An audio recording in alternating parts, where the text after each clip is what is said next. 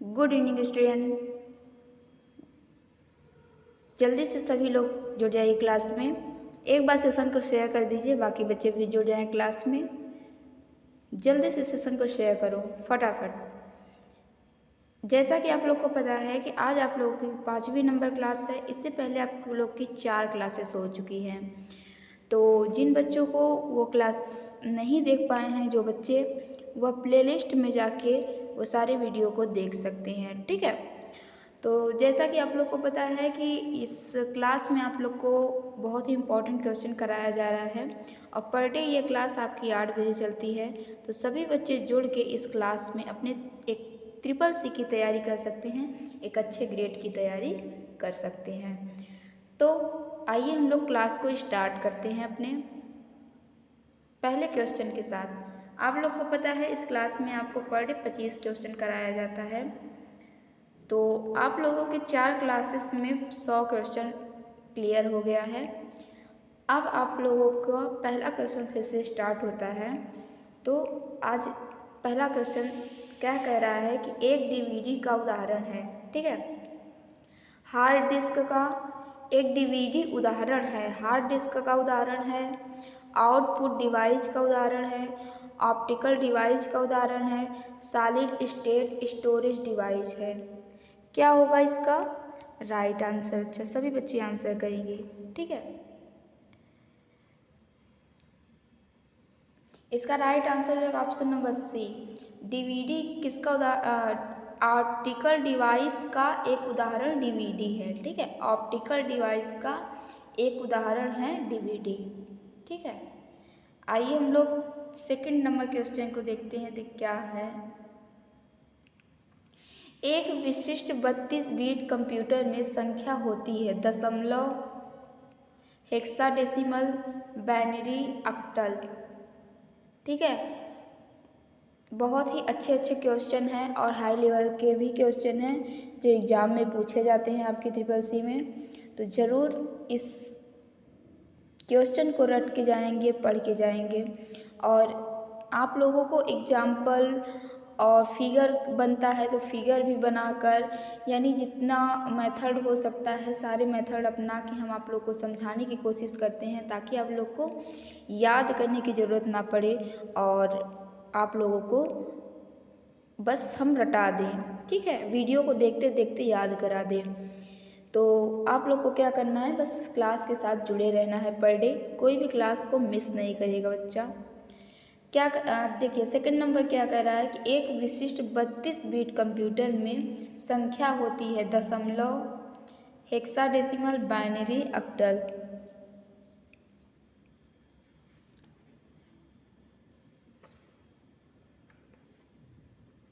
ठीक है। इसका राइट आंसर हो जाएगा ऑप्शन नंबर सी हो जाएगा इसका राइट आंसर। ठीक है। बाइनरी होता है, आप लोग को पता है कि कंप्यूटर किस भाषा को जानता है? बाइनरी भाषा को। कौन सी भाषा को जानता है? बाइनरी भाषा को। जिस बाइनरी भाषा क्या है? 0 और 1। ठीक है। तो एक विशिष्ट 32 बिट कंप्यूटर में बाइनरी संख्या होती है। चलिए थर्ड नंबर क्वेश्चन देखिए। बैंक मित्र कौन होता है? बैंक का मित्र कौन होता है? बैंक के ग्राहक, बैंक के कर्मचारी जो ग्राहक के लिए कार्य करते हैं, बैंक अकाउंटेंट, बैंक के सुरक्षा गार्ड। बैंक के मित्र कौन होते हैं? तो सभी बच्चे इसका आंसर करेंगे। आई होप इस क्वेश्चन का आप लोग को आंसर पता होगा।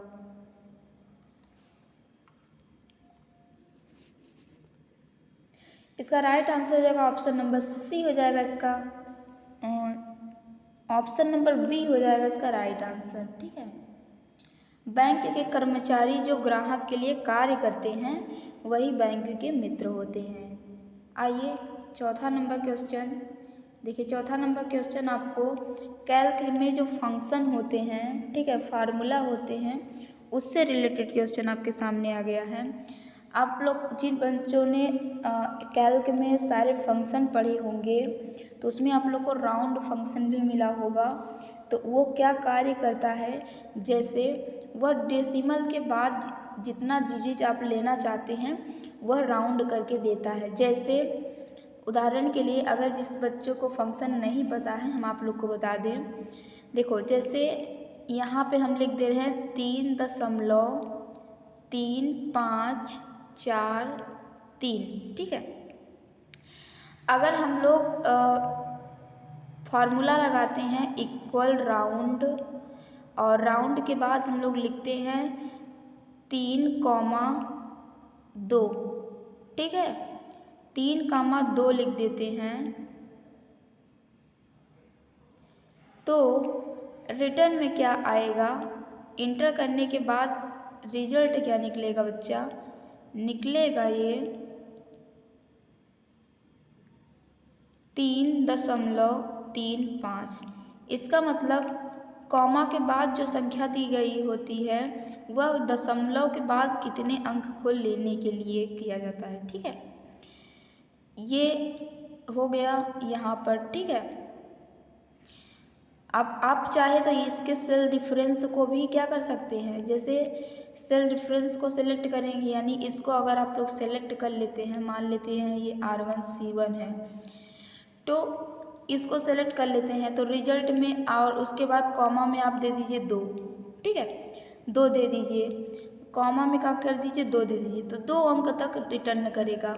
अगर यहीं आप 3 दे देते हैं तो 1 अंक और ले लेगा, 4 दे देते हैं तो 1 अंक और ले लेगा, यानी कि 3 भी ले लेगा, 4 अंक तक। दशमलव के बाद यहाँ पे जितने डिजिट दिया गया होता है तो आप कितना डिजिट आप लेना चाहते हैं, ठीक है। मान लीजिए आप अलग करना चाहते हैं कि हमको केवल 2 डिजिट तक ही अंक चाहिए, तो हम क्या कर सकते हैं, यहाँ से उसको फाइंड कर सकते हैं, उसको निकाल सकते हैं, अलग कर सकते हैं, ठीक है। तो ये क्या अराउंड फंक्शन क्या करता है, दशमलव के बाद हमको कितने डिजिट तक संख्या चाहिए ये देगा। तो अब देखो ये डिजिट हो गया आपका, यहाँ पे देखो 2, ये पूरा क्या हो गया, यहाँ से टाइप हुआ है,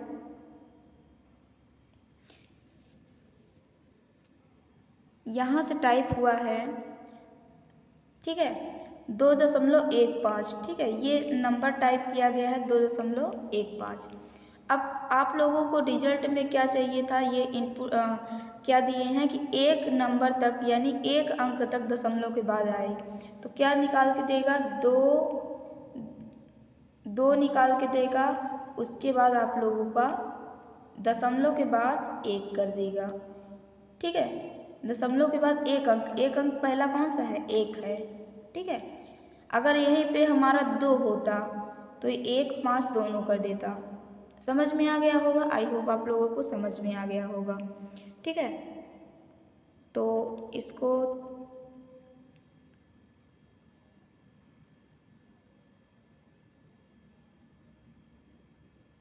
क्लियर कर देते हैं हम।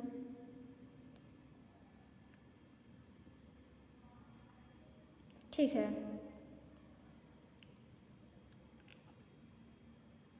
आइए दोबारा हम लोग समझते हैं, ठीक है। तो यहाँ पे देखो क्या लिखा है, इक्वल राउंड 2.15, ये आपका अंक हो गया मान लेते हैं, ठीक है। ये अंक दिया गया है।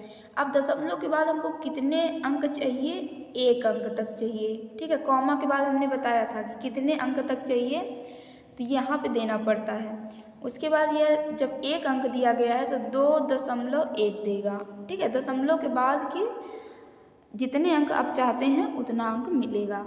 तो इसका राइट आंसर हो जाएगा 2.1 हो जाएगा, ऑप्शन नंबर बी हो जाएगा इसका राइट आंसर, ठीक है।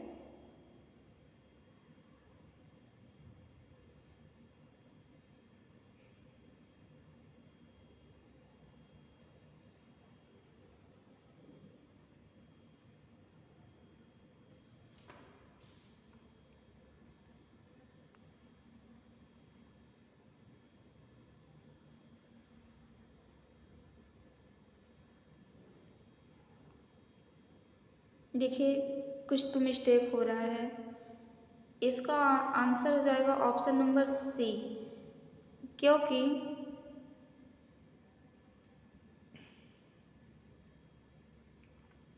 यह देता तो एक अंक ही तक है, ठीक है, ध्यान से समझिएगा इस क्वेश्चन को।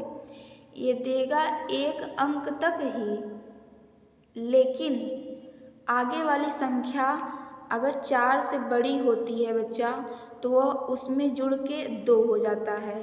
समझ में आया?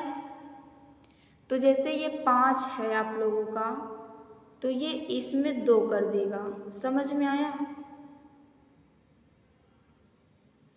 आगे वाली संख्या पे डिपेंड करता है। यहीं पे अगर ये 3 होता तो 1 ही मिलता हम लोगों को, तब क्या मिलता यहाँ पे? तब 1 ही आता, ठीक है, 1 ही आता। लेकिन यहाँ पे 5 है, इसलिए ये 2.2 हो जाएगा। इसका राइट आंसर हो जाएगा ऑप्शन नंबर सी हो जाएगा इसका राइट आंसर, ठीक है। देगा एक अंक ही तक, लेकिन आगे वाली संख्या को देखते हुए। नेक्स्ट, निम्नलिखित में से किस लैन कॉन्फ़िगरेशन में एक केंद्र नोड है जिससे सभी अन्य जुड़े हुए हैं? बस topology, ring topology, star topology, इनमें से कोई नहीं। ठीक है, बहुत ही अच्छा क्वेश्चन है। क्या कह रहा है? निम्नलिखित में से ये 4 ऑप्शन दिया गया है, किस लैन कॉन्फ़िगरेशन में एक केंद्र नोड है जिससे सभी अन्य जुड़े हुए होते हैं? ठीक है, जो लैन कॉन्फ़िगरेशन में एक केंद्र होता है, केंद्र में एक नोड होता है, ठीक है, एक केंद्र हो गया, उसको एक नोड होता है उसमें, और उसी से सब क्या होते हैं? जुड़े हुए होते हैं, ये सभी जुड़े होते हैं। तो जो सभी अन्य जुड़े हुए होते हैं, ठीक है, तो उसका नाम क्या है?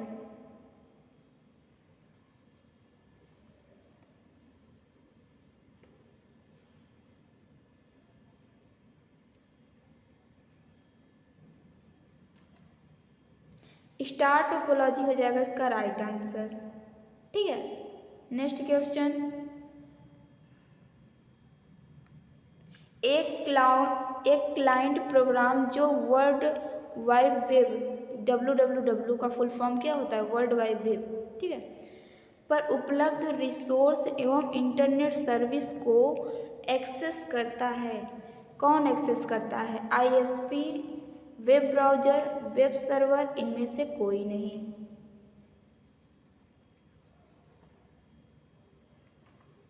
इसका राइट आंसर हो जाएगा option number B, web browser हो जाएगा इसका right answer. LibreOffice line spacing command को मीनू से एक्सेस किया जा सकता है।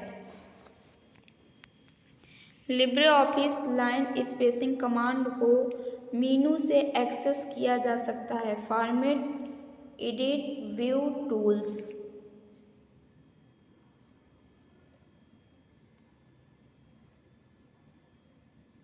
इसका कहने का मतलब ये है बच्चा, ध्यान से समझो, अगर इसका हिंदी आप लोग को समझ में नहीं आ रहा है तो हम आपको समझाते हैं। जैसे लिब्रे ऑफिस हो गया, लाइन स्पेसिंग कमांड, जिससे हम लोग वो लाइन में स्पेस कर सकते हैं। जैसे 2 लाइनें लिखा गया है, इसमें अगर हमको और स्पेस चाहिए, ठीक है, और स्पेस चाहिए, ज़्यादा स्पेस चाहिए, तो 2 लाइनों के बीच में स्पेसिंग कमांड का स्पेसिंग ऑप्शन से हम लोग क्या कर सकते हैं? 2 लाइनों के बीच में स्पेस दे सकते हैं। तो वह कमांड को किस मेनू से एक्सेस का मतलब प्राप्त करना, किस मेनू से प्राप्त किया जा सकता है इस कमांड को, ठीक है। फॉर्मेट मेनू से, एडिट मेनू से, व्यू मेनू से, टूल्स मेनू से। किस मेनू, या सरल भाषा में अगर आप कहना चाहो तो किस मेनू में लाइन स्पेसिंग कमांड पाया जाता है, ठीक है। ये क्वेश्चन आपसे पूछ रहा है, तो इसका राइट आंसर हो जाएगा ऑप्शन नंबर ए, फॉर्मेट मेनू में लाइन स्पेसिंग कमांड प्राप्त किया जा सकता है। 8 नंबर क्वेश्चन देखिए, एकाधिक प्रोसेसर द्वारा 2 या 2 से अधिक प्रोग्रामों का एक साथ प्रोसेसिंग है। Multitasking, multi processing, multi programming, इनमें से कोई नहीं।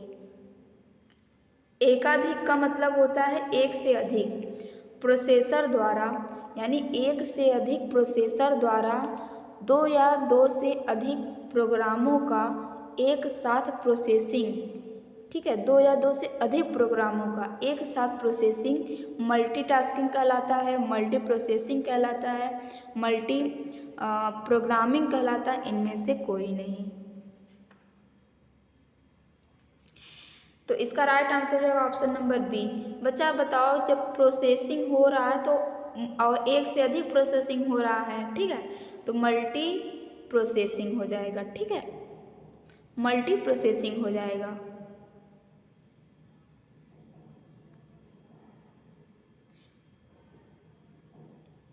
आधार कार्ड निम्न में से किसके द्वारा दिया जाता है, ठीक है, आधार कार्ड निम्न में से किसके द्वारा दिया जाता है, UIDAI के द्वारा, आयकर विभाग के द्वारा, बैंक के द्वारा, नगर निगम के द्वारा। आधार कार्ड किसके द्वारा दिया जाता है?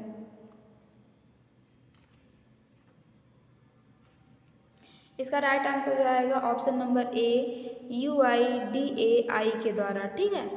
अब बताओ, आयकर विभाग के द्वारा कभी दिया जा सकता है, बैंक के द्वारा आधार कार्ड मिलता है, नगर निगम के द्वारा आधार कार्ड मिलता है, गलत है। कौन सा ऑप्शन सही हुआ? Option number A.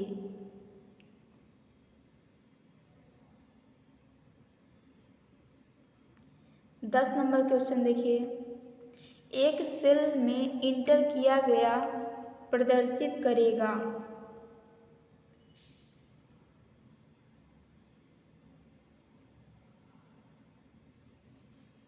क्या होगा इसका राइट आंसर? 10 नंबर क्वेश्चन का आंसर कर दो सभी लोग।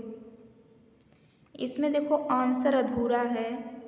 देखो, इसका कहने का मतलब ये है, इक्वल मोड सबसे शुरू में, ठीक है, सबसे शुरू में इक्वल मोड -3,2, ठीक है।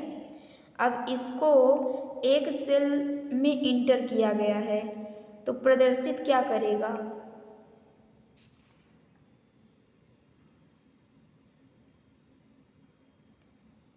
इससे प्रदर्शित क्या होगा?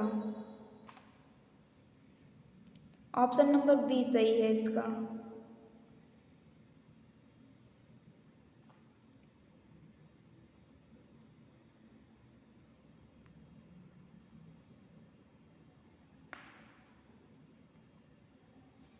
ग्यारह नंबर क्वेश्चन देख लीजिए आप लोग। क्या कह रहा है? IMPS का अर्थ है तत्काल भुगतान सेवा द्वारा प्रबंधित।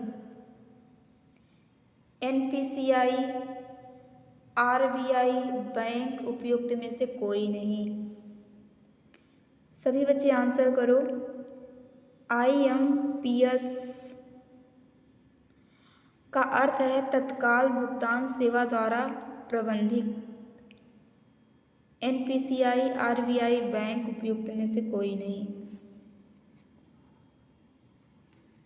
ऑप्शन नंबर ए हो जाएगा इसका राइट आंसर। NPI हो जाएगा इसका राइट, NPCI हो जाएगा इसका राइट आंसर।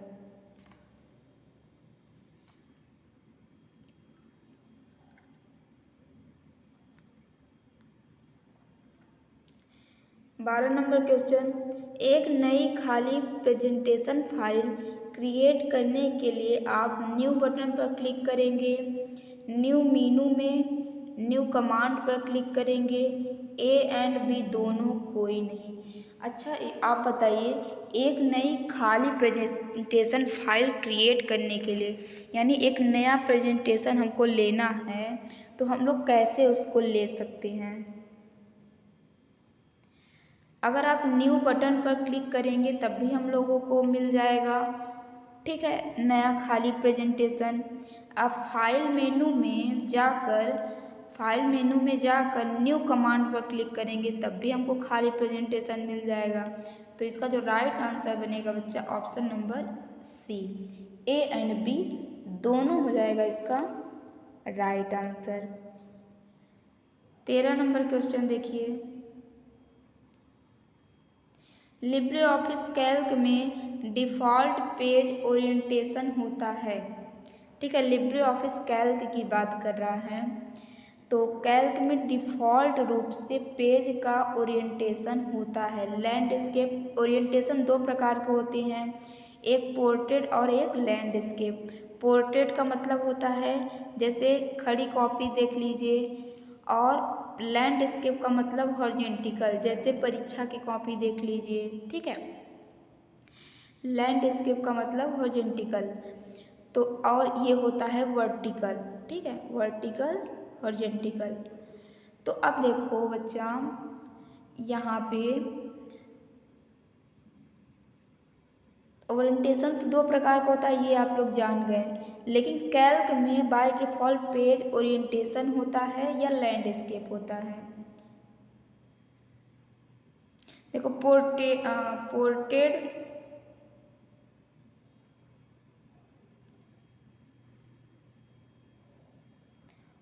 ये आपका अलग है, ये लैंडस्केप और हॉरिजॉन्टल सेम ही है। ठीक है, हॉरिजॉन्टल का मतलब होता है क्षैतिज और लैंडस्केप का भी मतलब होता है क्षैतिज ही ना। तो नाम अलग अलग दे के कन्फ्यूज कर रहा है, तो हमें कन्फ्यूज नहीं होना है क्योंकि हम लोग को सब पता है। इसका राइट आंसर जो ऑप्शन नंबर सी, पोर्ट्रेट होता है, खड़ा होता है। ठीक है, तो खड़ी कॉपी जैसे होती है वर्टिकल में सीधा, तो उस तरीके से कैल्क का डिफ़ॉल्ट पेज होता है पोर्ट्रेट। ठीक है, आई होप आप लोगों को सभी क्वेश्चन अच्छे से याद हो रहा होगा और पीछे का भी आप लोग रिवीजन कर रहे होंगे। चलिए नेक्स्ट क्वेश्चन देखते हैं। PMJDY के अंतर्गत कौन लोग अकाउंट खुलवा सकते हैं? बहुत ही अच्छा क्वेश्चन है और आई होप आप लोग को याद भी हो जाएगा। यानी कि ये इसमें आप लोग इसके अंतर्गत में कौन लोग अकाउंट खुलवा सकते हैं? केवल 10 वर्ष के ऊपर की आयु के लोग, केवल महिलाएं, केवल घर के मुखिया, उपयुक्त सभी।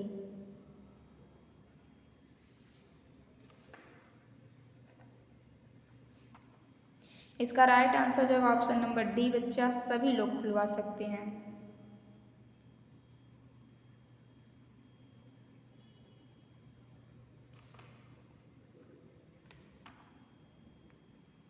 पंद्रह नंबर क्वेश्चन देख लीजिए। HTTP स्टैंड पोर्ट एड्रेस का उपयोग करता है। क्या कह रहा है? HTTP स्टैंडर्ड पोर्ट एड्रेस का उपयोग करता है 75, 80, 50, 91। 80 हो जाएगा इसका राइट आंसर। 80 हो जाएगा इसका राइट आंसर। चलिए आइए 16 नंबर क्वेश्चन की ओर हम लोग चलते हैं। 16 नंबर क्वेश्चन देखिए क्या कह रहा है। डेटा के 8 बीट को कहते हैं क्लू, थर्बल, control B, 1 byte.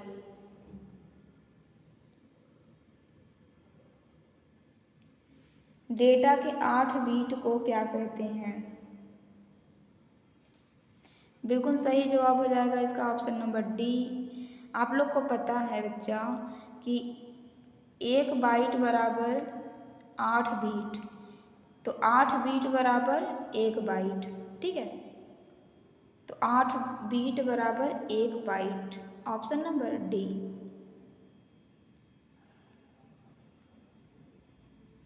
Option number उसका डी हो जाएगा। 17 नंबर क्वेश्चन आपके सामने है। क्या कह रहा है? एक डिस्क का कंटेंट जिसे उसके निर्माण के समय रिकॉर्ड किया गया है और इसे किसी यूजर द्वारा बदला या मिटाया नहीं जा सकता कहलाएगा right only, memory only, read only, run only. ठीक है, देखिए क्वेश्चन बहुत ही इजी है और बहुत ही सरल है। ठीक है, बस आप लोग को कंटेंट बड़ा दिया गया है, विस्तार में दिया गया है। बस एक बार अगर आप लोग समझ लेंगे तो शायद आप लोग को याद हो जाएगा।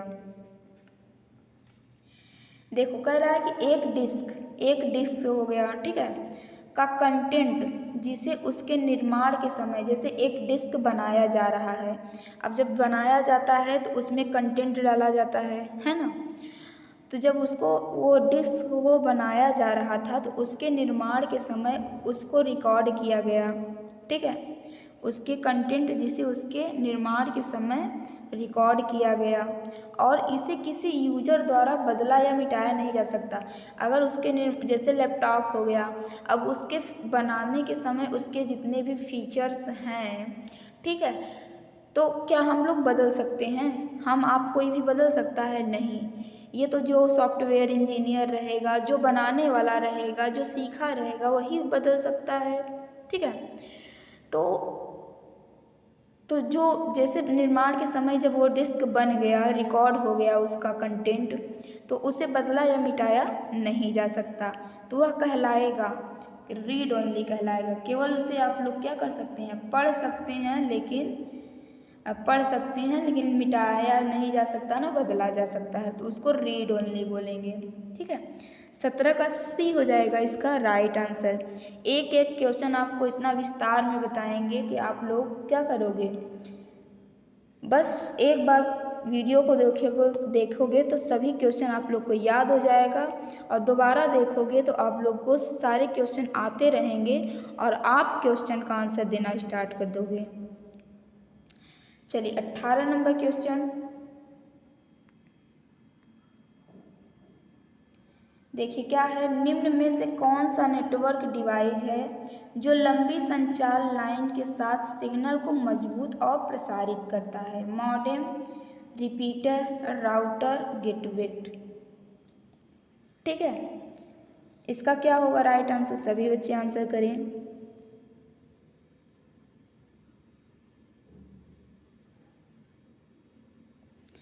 बी इसका राइट आंसर हो जाएगा, ऑप्शन नंबर बी, रिपीटर हो जाएगा इसका राइट आंसर, ठीक है। क्या हो जाएगा बच्चा? रिपीटर हो जाएगा इसका राइट आंसर।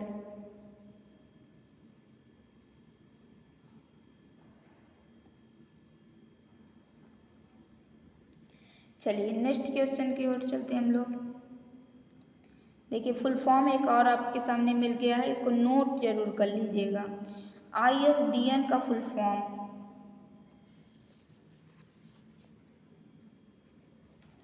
इसका फुल फॉर्म होता है integrated service digital network.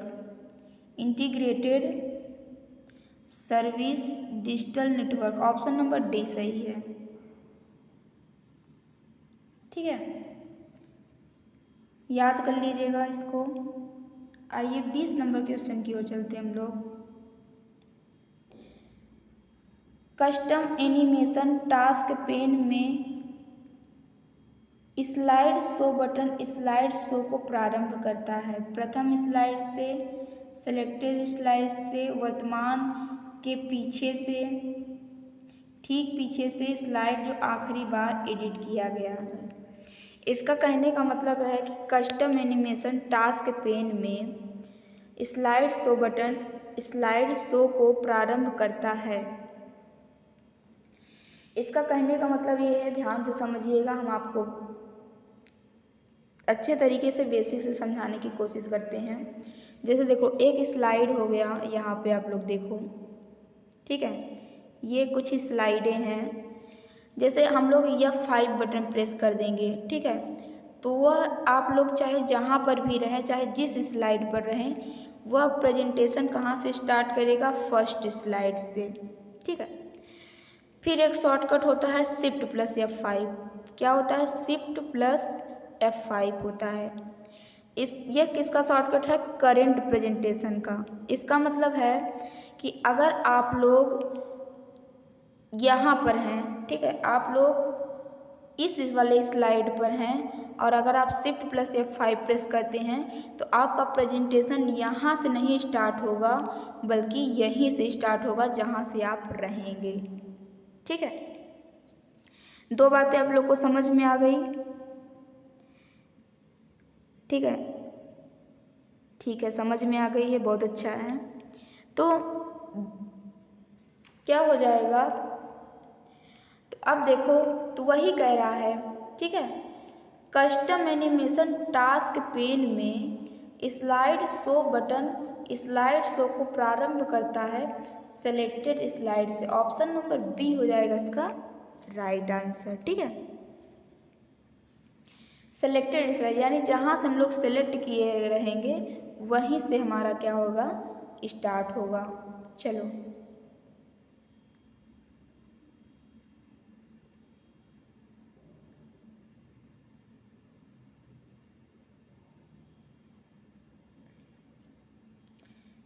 ZIP का अर्थ है, ZIP का compass file, computer file, compressed file, उपयुक्त में से कोई नहीं। 4 विकल्प दिया गया है। ZIP मीन्स क्या होता है बताइए सभी बच्चे।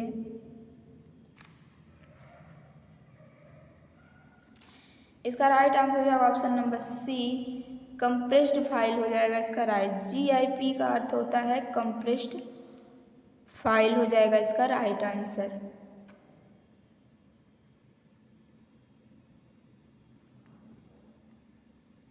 बाईस नंबर क्वेश्चन देखिए, सेकेंडरी मेमोरी की तुलना में एक कंप्यूटर की प्राइमरी मेमोरी है बड़ी, सस्ती, तेज, सुस्त। सेकेंडरी मेमोरी की तुलना में एक कंप्यूटर की प्राइमरी मेमोरी है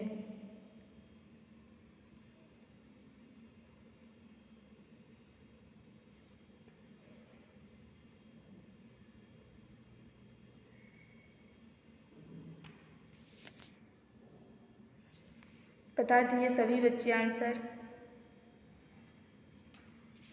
ऑप्शन नंबर सी हो जाएगा इसका राइट आंसर, तेज हो जाएगा इसका राइट आंसर।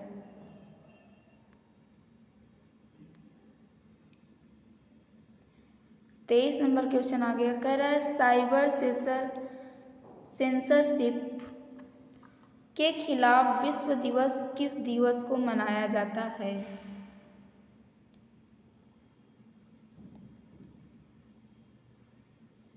मार्च 11 से 11 मार्च, 13 मार्च से 13 मार्च, 12 मार्च से 12 मार्च, मार्च 10 से 10 मार्च। ऑप्शन नंबर सी सही है इसका।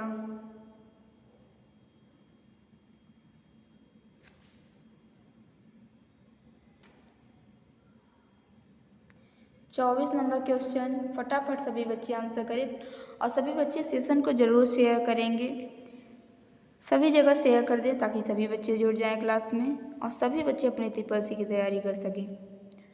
क्या कह रहा है, सिंपल मेल ट्रांसफ़र प्रोटोकॉल। देखिए इसका फुल फॉर्म हम आप लोग को कई बार बता चुके हैं और सारे फुल फॉर्म आप लोग को एक जगह नोट कर लेना है। Simple mail transfer protocol electronic mail transfer के लिए transport layer protocol TCP, UDP, DCCP और SCDP का उपयोग करता है। किसका उपयोग करता है, ये TCP का उपयोग करता है, ठीक है, TCP का उपयोग करता है।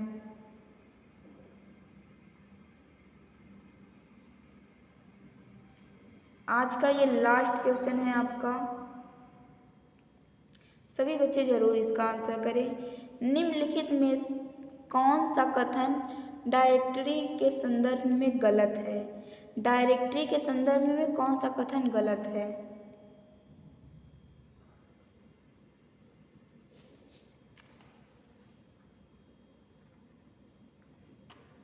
इसका राइट आंसर है ऑप्शन नंबर सी, डायरेक्टरी का पुनर्नामकरण नहीं किया जा सकता, यही गलत है, ठीक है। निम्नलिखित में से कौन सा कथन डायरेक्टरी के संदर्भ में गलत है, तो डायरेक्टरी का पुनर्नामकरण नहीं किया जा सकता, यही आपका क्या है, गलत है।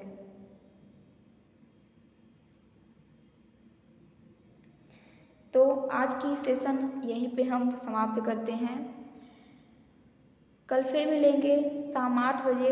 जुड़ना मत भूलिएगा इस क्लास में, सभी बच्चे क्लास में जुड़ के अपने ट्रिपल सी की अच्छी तैयारी कर सकते हैं।